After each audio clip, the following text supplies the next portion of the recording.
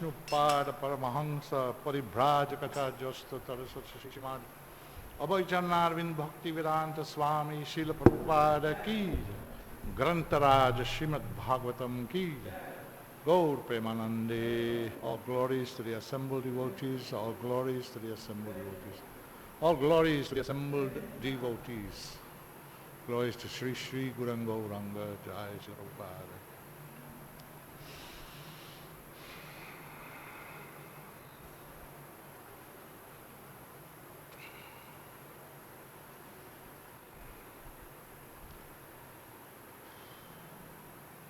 Om Namah Bhagavate Vasudevaya. Om Namah Bhagavate Vasudevaya. Om Namah Bhagavate Vasudevaya.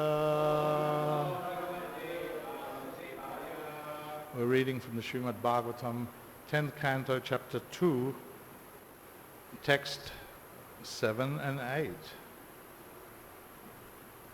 The chapter is entitled Prayers by the Demigods.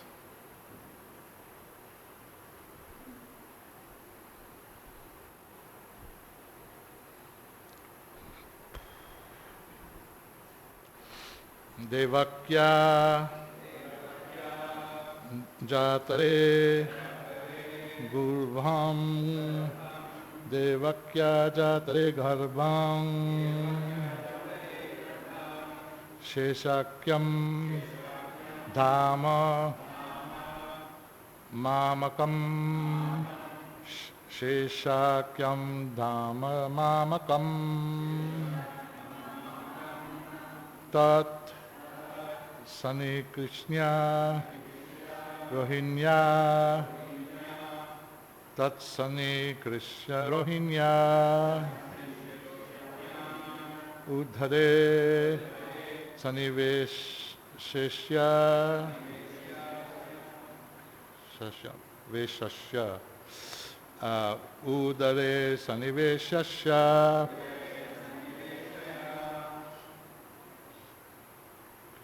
Devakya Jatare Garbham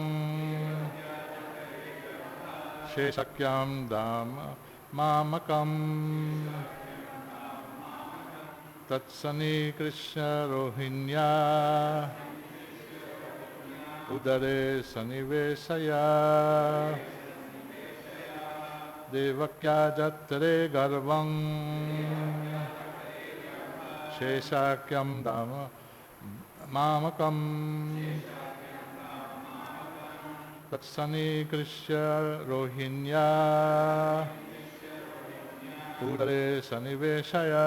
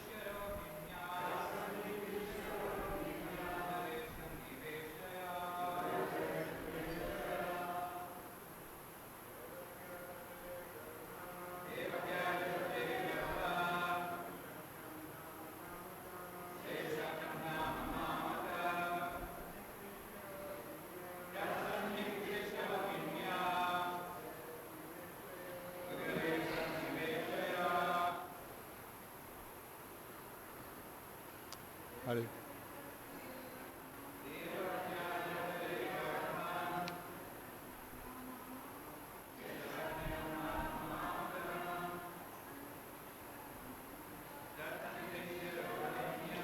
Tatsani Krishna.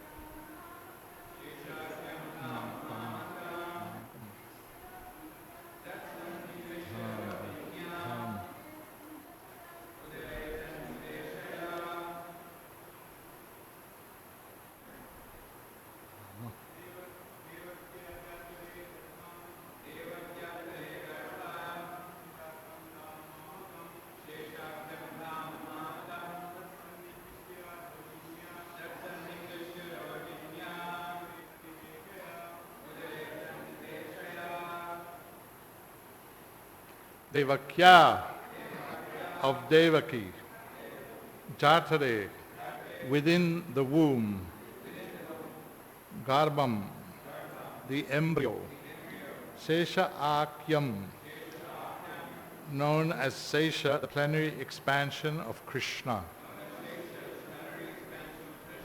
Dhamma, the plenary expansion. Mamakam, of me. Tat, him. Sanikrishya, attracting. Rohinya, of Rohini. Udhare, within the womb. Saniveshaya, transfer without difficulty. I'm going to go back to the previous verse, which we haven't read, and then carry on reading to the next verse. I'm not sure why they gave two verses. They both have purports. But anyway, we'll take it as we go. Gaccha Devi Vrajam Bhadre Gopa Gopir Alankitam Rohini Vasadevasya Bharyaste Nanda Gokule Anyas Cha Kangsha Samvidya Vivareshu Vasantihi.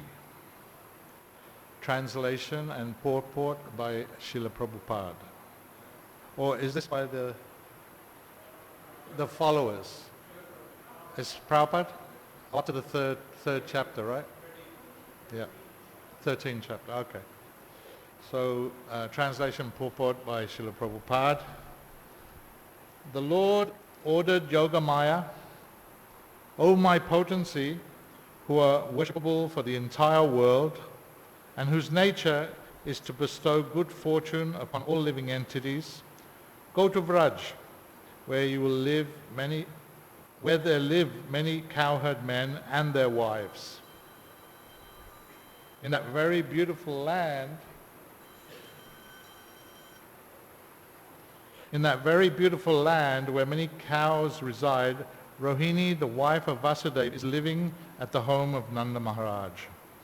Other wives of Vasudeva are also living there incognito because of fear of Kamsa. Please go there. So Prabhupada comments, Nanda Gokul, the residence of King Nanda, was itself very beautiful, and when Yogamaya was ordered to go there and encourage the devotees with fearlessness, it became even more beautiful and safe. Because Yogamaya had the ability to create such an atmosphere, the Lord ordered her to go to Nanda Gokul.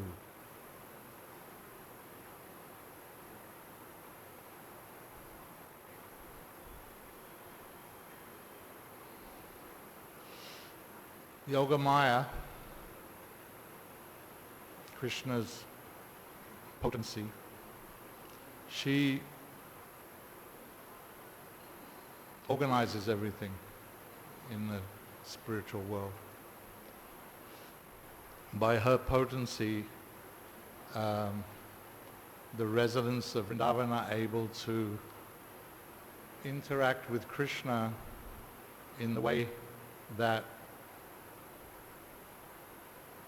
they want their relation, according to the relationship. She covers them. Just like in this world we are covered by Maya, in the spiritual world, Yoga Maya covers the devotees in order that they can deal with Krishna, who is the Supreme Personality of Godhead, in a way that they're both comfortable. In other words, they don't, if they knew who he was in reality, they wouldn't be able to relate with him in the way that they do. So she has that same covering potency that Maya has on us. It's different, obviously, but yeah. So the Lord's talking to her and telling her that she should go to Vraj, because there Rohini's there, other wives of Vasudeva there, and they're living with Nanda Maharaj in the home of Nanda Maharaj because they've run away from Mathura. They're fearful of Kamsa and what he can do, what he's done. Vasudeva and Devaki are imprisoned, and they're taking shelter of Nanda Maharaj in Gokul, Nanda Gokul. So Nanda Gokul is the spiritual world, very beautiful as described here. But when she goes there, when she's sent there, when she goes there, she makes it even more beautiful, and basically her service is to create an atmosphere so that Rohini and the other mothers are peaceful, because they're living in fear. They're fearful of the acts of Kamsa.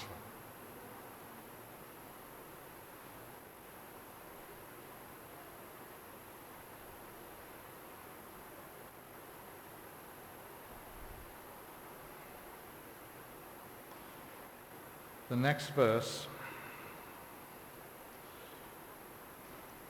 the Lord's continuing, within the womb of Devaki is my partial plenary expansion known as Sankarshan or Sesha. Without difficulty, transfer him into the womb of Rohini. Purport. The first plenary expansion of Krishna is Baladev, also known as Sesha. The Sesha incarnation of the Supreme Personality of Godhead supports the entire universe, and the eternal mother of this incarnation is Mother Rohini. Because I am going into the womb of Devaki, the Lord told Yogamaya, the Sesha incarnation has already gone there and made suitable arrangements so that I may live there. Now he should enter the womb of Rohini, his eternal mother. In this connection, one may ask how the Supreme Personality of Godhead, who is always situated transcendently, could enter the womb of Devaki, which had previously been entered by the 6 asuras, the Sadgarbhas. Does this mean that the Sadgarbha suras were equal to the transcendental body of the Supreme Personality of Godhead? The following answer is given by Srila Vishwanath Chakravarti Thakur. The entire creation, as well as its individual parts, is an expansion of the energy of the Supreme Personality of Godhead. Therefore, even though the Lord enters the material world, he does not do so. This is explained by the Lord himself in the Bhagavad Gita 9, 4 and 5. Maya tatam idang sharvam jagat avyakta murtina matstani sarva bhutani nachaham deshavastita nacha matstani bhutani pashyame jogam aishwaram bhuta brinna cha bhutasto mamatma bhuta bhavanaha. By me, in my unmanifested form, this entire universe is pervaded. All beings are in me, but I am not in them. and yet everything that is created does not rest in me. Behold my mystic opulence. Although I am the maintainer of all living entities, and although I am everywhere, myself is the very source of creation. Sarvam idam Brahma.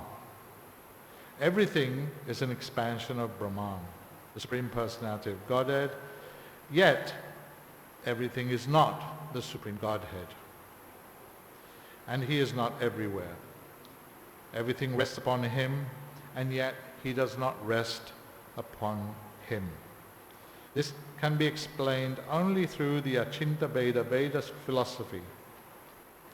Such truths cannot be understood, however, unless one is a pure devotee. For the Lord says in Bhagavad Gita 18:55, Bhaktya mam abhijanati yavan chashmi tatvata. One can understand the Supreme Personality as he is only by devotional service. Even though the Lord cannot be understood by ordinary persons, this principle should be understood from the statements of the Shastra. A pure devotee is always transcendently situated because of executing 9 different processes of Bhakti Yoga.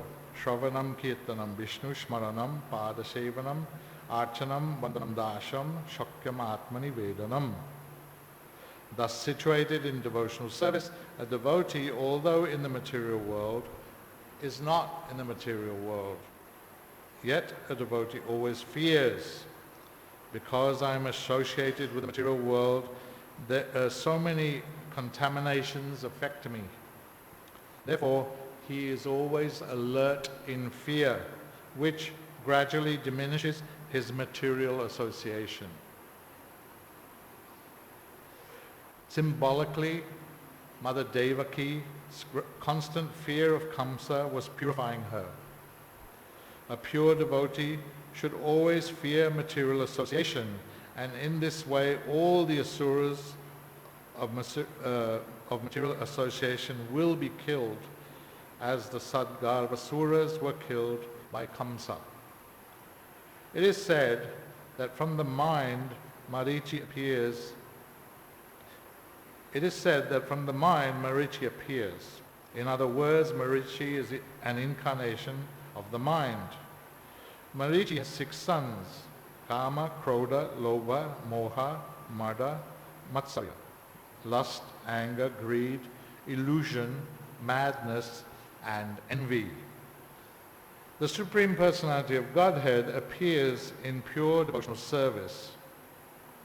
This is confirmed in the Vedas. Bhaktir evainam darshayati. Only bhakti can bring one in contact with the Supreme Personality of Godhead. The Supreme Personality of Godhead appears in the womb of Devaki, and therefore Devaki symbolically represents bhakti, and Krishna symbolically represents material fear. When a pure devotee always fears material association, his real position of bhakti is manifested, and he naturally becomes uninterested in material enjoyment. When the 6 sons of Marichi are killed by such fear, and one is freed from material contamination, within the womb of bhakti, the Supreme Personality of Godhead appears. Thus, the 7th pregnancy of Devaki signifies the appearance of the Supreme Personality of Godhead. After the 6 sons, Kama, Krodha, Lobha, Moha, Mada, and Matsarya are killed, the Sesha incarnation creates a suitable situation for the appearance of the Supreme Personality of Godhead. In other words, when one awakens his natural Krishna consciousness, Lord Krishna appears. This is the explanation given by Srila Vishwanath Chakravarti Thakur. Om Ajnana Timirandasya Jnananjana Shalakaya Chakshushunamilitam Jena Tasmai Sri Guruve Namah Sri Chaitanya Manovistam Stapitam Jena Bhutale Swayam Rupa Kadamayam Dadati Swa Pandantikam.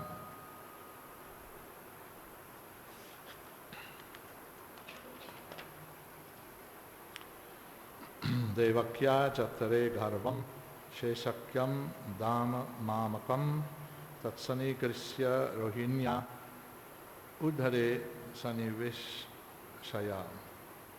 Within the womb of Devaki is my partial plenary expansion known as Sangarshan or Sesha. Without difficulty, transfer him into the womb of Rohini.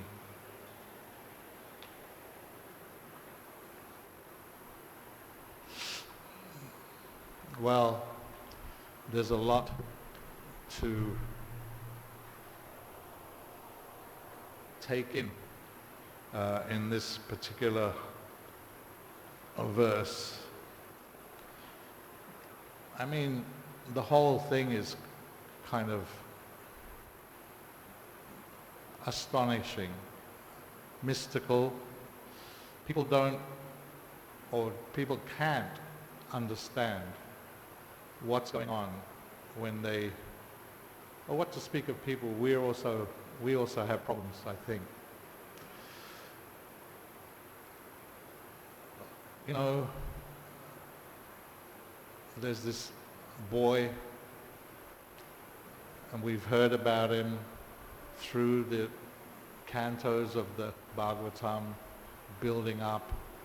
Now we're coming to the 10th canto, and descriptions are there, but even previously so many fantastic mystical things are described.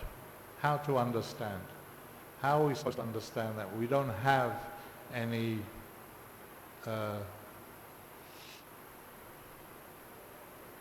what's the word, experience of such things. It's not common to us. Well, he's telling this personality who's in charge of the whole thing, worshipable, to go to this place and transfer from the womb of one lady to another lady without difficulty. He's just going to do that. And what's going on? How to understand all this? You know, we read it and we accept it, but it's kind of astonishing for us. What to speak of non-devotees. Just that's why it's so easy for them to write off these scriptures as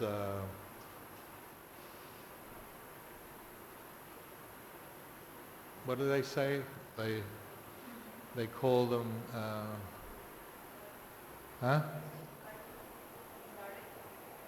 yes, myths, mythology.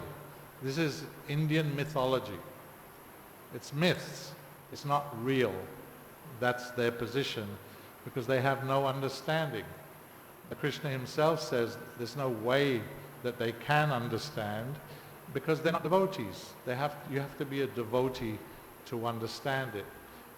And you become a devotee, one of the ways you become a devotee is by hearing these pastimes, these descriptions.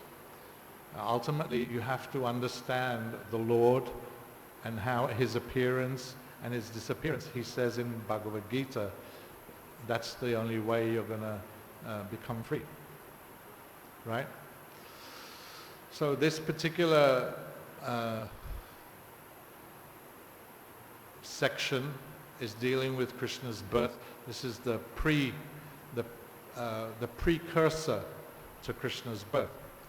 And as we've heard, as we've been reading, you know, Devaki, she already had 6 sons, and each one of them was killed by her cousin brother Kamsa. Mercilessly killed. But this is a preparation, and then, he's preparing for his own appearance. Sesha, Lord Baladev, has gone there, and he's taken his birth to prepare the place. Balaram is always, he's the Supreme Personality of Godhead. He's non-different from Krishna, black and white, Prabhupada tells.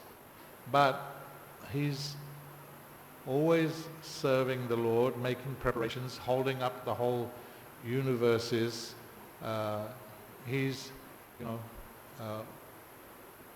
always assisting the Lord, both in his pastimes, but also in just the whole appearance and disappearance of the material world. So the question there which was raised was, well, these demons, these 6 personalities, they took their birth in Devaki's womb, and now Balaram's there and Krishna's coming there. What's going on? How is it possible? They're the same as the Lord? That's the question which is raised. But of course, we have a different understanding. And the true Krishna is everything. And everything is Krishna. But at the same time, not. It's not all one, right?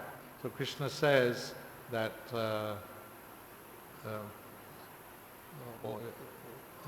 what is that? Parasha Shakti Vididhaiva Shruyate, right? So he has multifarious energies. And by those energies, everything is going on, both in the spiritual world and in the material world. And from Krishna's perspective, there's no duality. It's all him. The duality is raised in our minds, in our consciousness, in our understanding, because we're covered and we have no real understanding of that oneness, which is the Lord.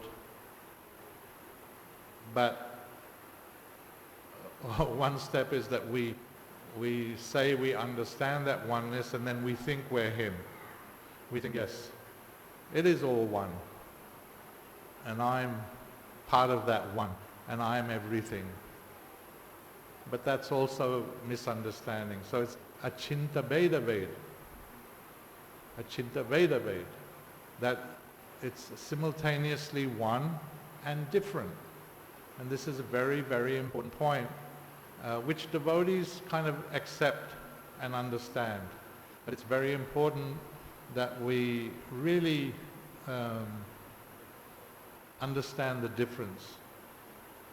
And the difference comes, Prabhupada explains, like the drop of water from the ocean is the same as the ocean, right? They're the same. They have all the same qualities. You put them under a microscope and you'll get the same constituents.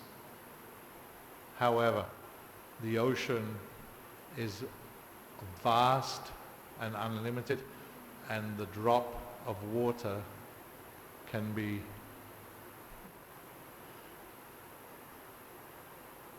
done away with in a moment. It's practically nothing compared to the ocean, right? So it's not that the spirit soul can be done away with. Since we have the same nature as the Lord, we're eternal. So it's not that we dissolve. Like the sun can in a moment dissolve that drop of water. Our situation is not like that. We cannot be dissolved. What we strive for is the dissolution of this body so that we can attain our true nature, our true body of Sat Chit Ananda Vigraha. And Krishna, that's the same description that's given to Krishna, Sat Chit Ananda Vigraha. That's what he is. But since we're his parts and parcels, that's also what we are. but minute, minute. So this is an important, Achinta Veda Ved is very important, and Mahaprabhu kind of brought this out, this kind of, this idea out, bringing all the four sampradayas, the philosophies of the four sampradayas together in this understanding of Achinta Veda Ved. Then, oh,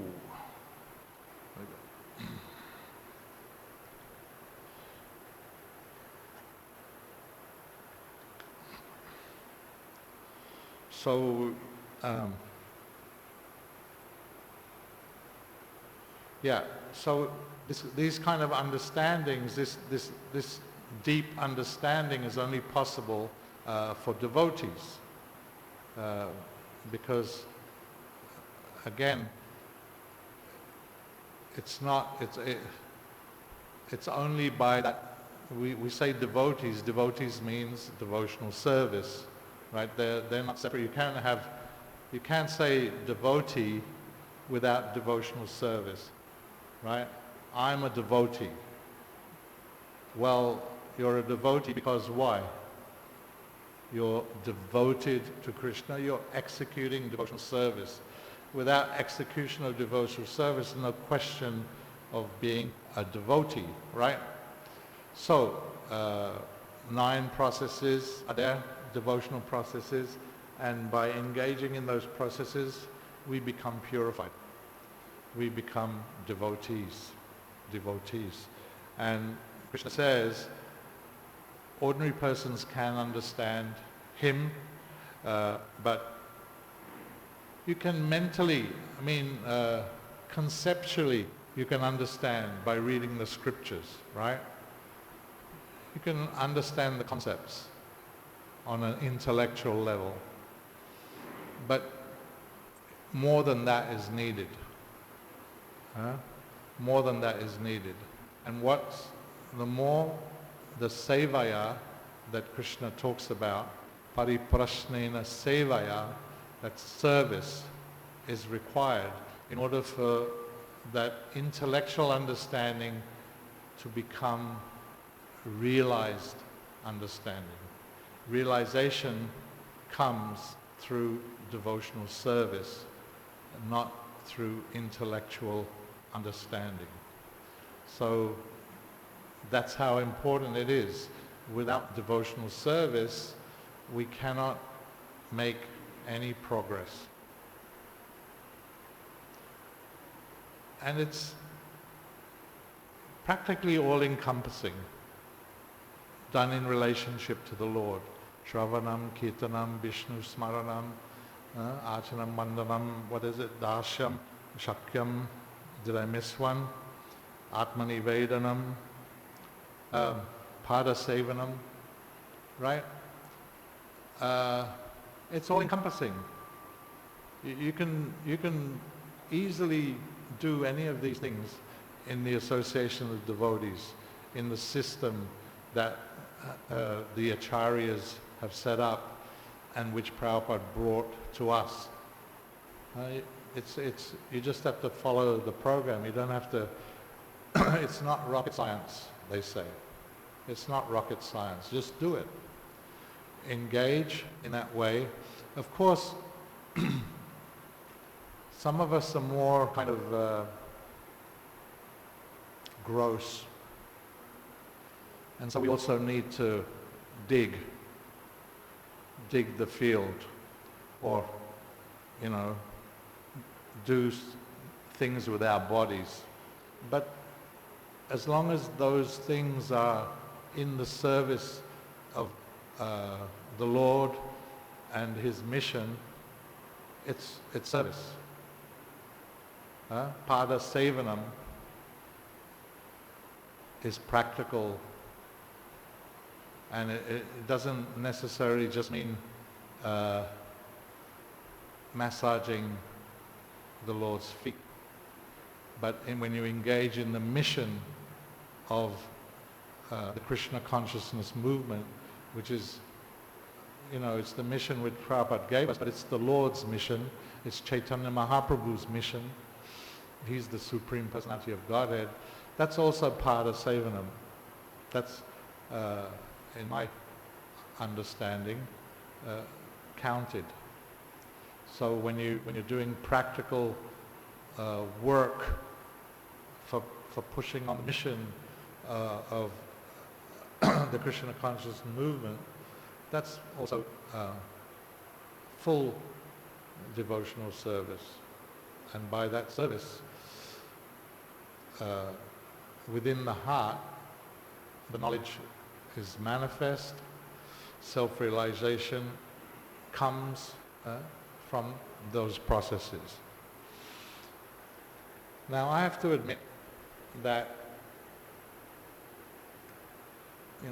this whole point that Prabhupada is making about fearfulness I need to develop that, because he's stressing here how important it is, and I have a different kind of a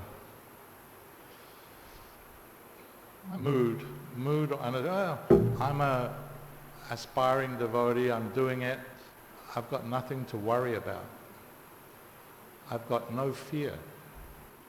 Krishna is the Supreme Personality of Godhead, and I'm trying to be his servant. What have I got to worry about? What have I got to fear? Because I'm so dull, that's my understanding. But here, Prabhupada is explaining, Vishwanath Chakravarti is explaining, that fear is important for the devotee and for the development of the devotee. A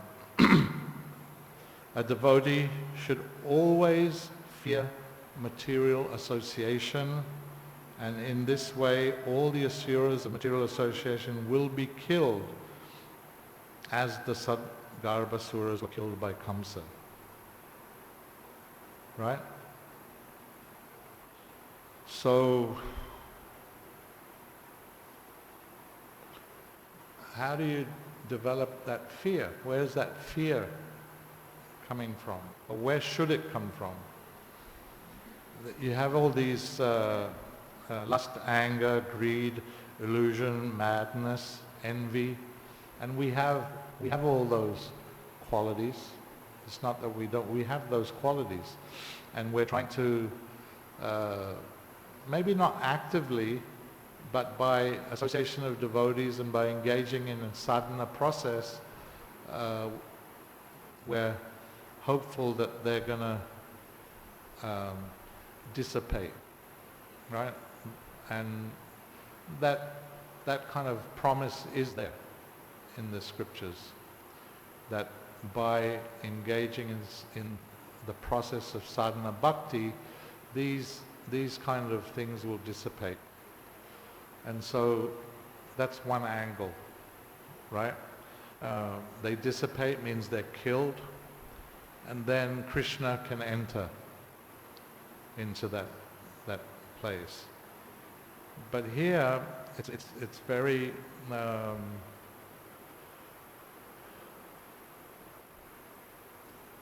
when a pure devotee, Prabhupada's not even talking about a devotee, we all kind of call ourselves devotees, but pure devotee is something special. When a pure devotee always fears material association, his real position of bhakti is manifested, and he naturally becomes uninterested in material enjoyment. So that means that this is very important, this fearfulness. And what fearfulness of what? Fearfulness of that asat, right? Asat sangha tyag, a Vaishnava. So even Mahaprabhu is extolling us or exhorting us to give up the material association. And that's what we're trying to do. But here it seems to go a step further, that you have to be fearful of that. And so I'm not struggling with it, but I'm wondering how that fear comes, because we're so covered by Maya. I'm speaking the royal we, I'm speaking about myself, so covered by Maya that we have no fear. We're not feeling any fear. When we go out and do whatever we're supposed to do, we're coming into contact with the material energy. We're associating with, in order to do our service, we're associating with the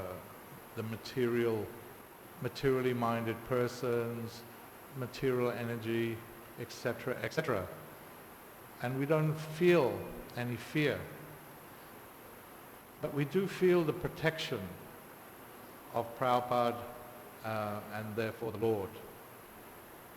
So that's my excuse, that I'm seeking or taking shelter of Prabhupada. But here he says that we have to always fear the material association. So the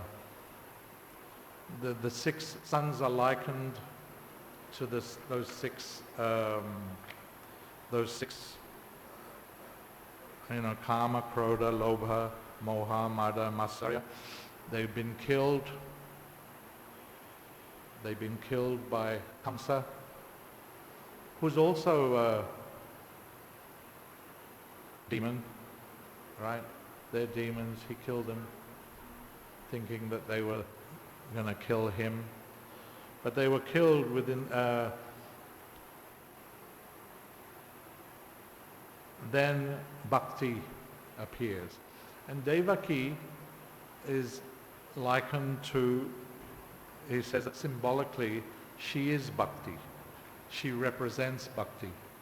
Devaki, representing Bhakti. And we see from her activities that she's always completely fixed in serving her son, Krishna. Always thinking, oh, did he eat? Yeah. Where is he? What's he doing? She's doing her other household duties, but her mind is always with the Lord. And here it says she represents Bhakti. And Kamsa represents material fear. So it seems that the fear that's being discussed here, that we're supposed to be under, is that material fear, the material nature. We have to fear material nature. We have to fear Maya. And we see, Maya, Dakshina Prakriti, she's very difficult to overcome. You can't overcome her. You can't. Why? She's also one of the energies of the Lord. How can we overcome the energy of the Lord? It's not possible. We're minute. She's big. Right? So we have to fear her. And we have to fear, her potency, covering and throwing down. That's the two things that she covers and she throws down. So we are covered by her, and we get thrown down by her, and that's what we have to fear.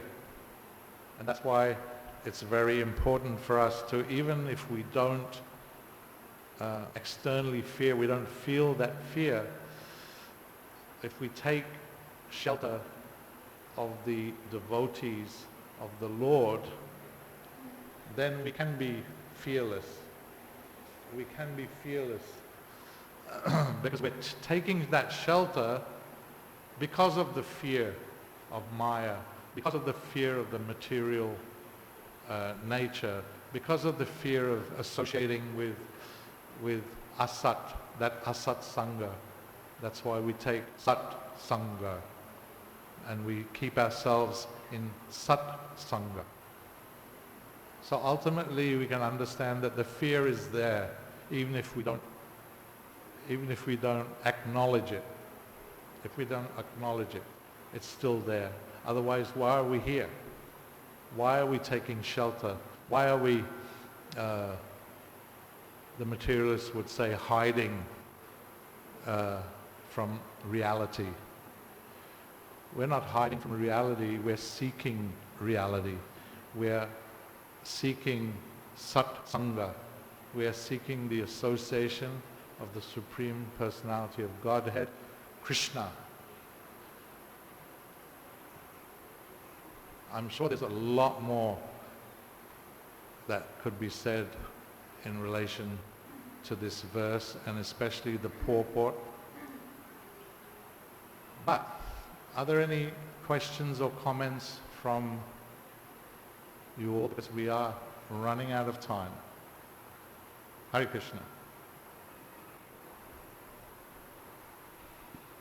So this about fear. So yesterday I was reading in the sermon of Ramakrishna Maharaj, and my question or comment is that it seems like in the past there was more awareness or a different mood between devotees and their service, and to fear Maya in a different way than I see who we are practicing Krishna consciousness in some places, especially maybe in the Western temples. Like sometimes you can feel a little fanatical, or one can be looked upon like a little fanatical. Like yesterday I read that Ramakrishna Maharaj, it was Hari Sauri Prabhu, he didn't have his wife with him, and the devotees were going on a train, and the train were divided between the brahmacharis in one section of the train and the grihastas in another section. And then Hari Sauri Prabhu didn't have his wife with him at that time, so he thought that let me just stay with the brahmacharis. So he sat there with the brahmacharis, and then some of the brahmacharis told him that no way, you shouldn't sit here with us because you are a grihasta. And then Hari Sauri Prabhu said, he insisted, and he said, but I don't have my wife with me, so what is the problem? And then some of the brahmacharis went to Ramakrishna Maharaj and told him that Hari Sauri Prabhu was sitting there. And then Ramakrishna Maharaj came and said, leave. You go to the Grihastha section. So he did that. But if you act like this today, I don't know, I think that many would think that this is a kind of exaggeration, or you don't show compassion to each other. So maybe you could elaborate a little upon this.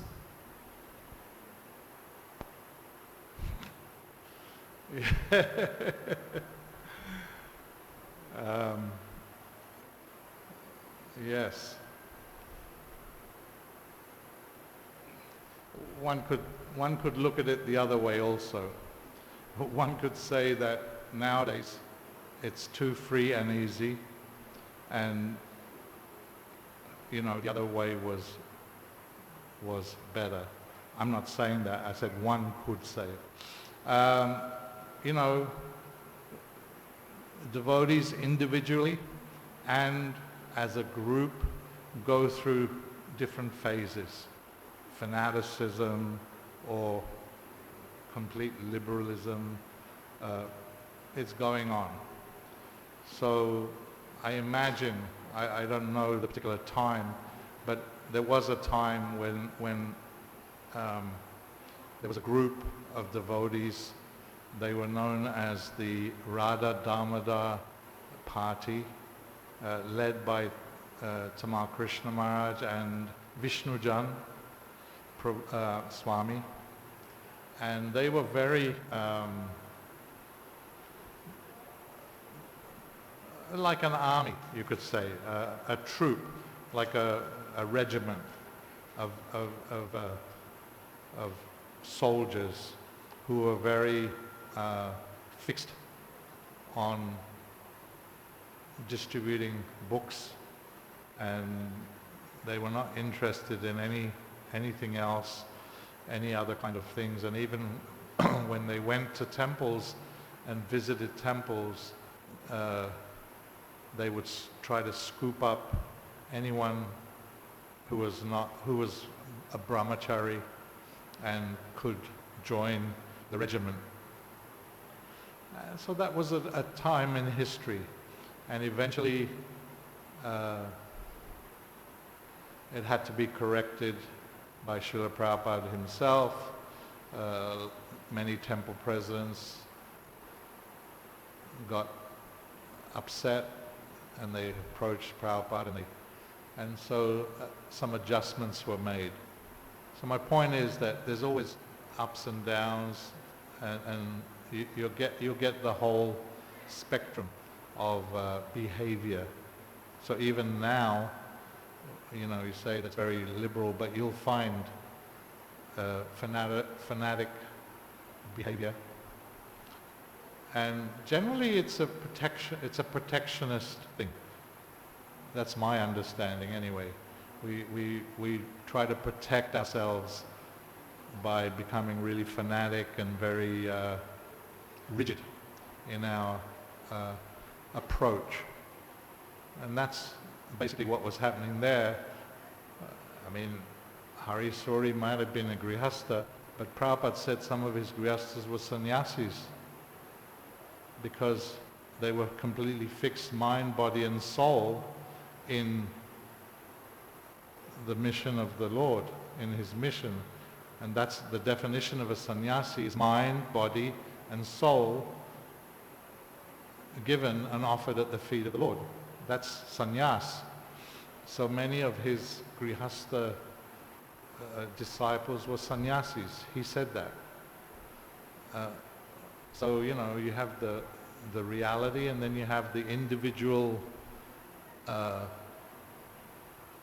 exhibition of that, which sometimes appears fanatic, and is. But it's okay. That's just how it goes, because we're evolving. We're making progress, or trying to make progress in Krishna consciousness. So that would be my explanation. It was just a phase, and we'll probably go through some more. Anyone else? I only have 2 minutes, according to the notice. I've got 2 minutes. The mic's there. Whoever wants to.